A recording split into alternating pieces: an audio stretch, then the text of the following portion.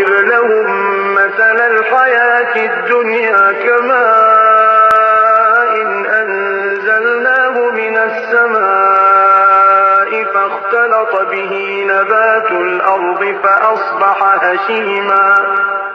فأصبح هشيما تذروه الرياح وكان الله على كل شيء مقتدرا.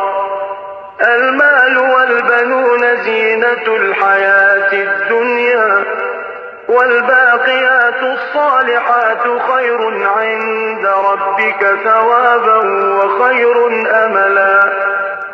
ويوم نسير الجبال وترى الأرض بارزة وحشرناهم فلم نغادر منهم أحدا وعرضوا على ربك صفا لقد جئتمونا كما خلقناكم أول مرة بل زعمتم أن لن نجعل لكم موعدا.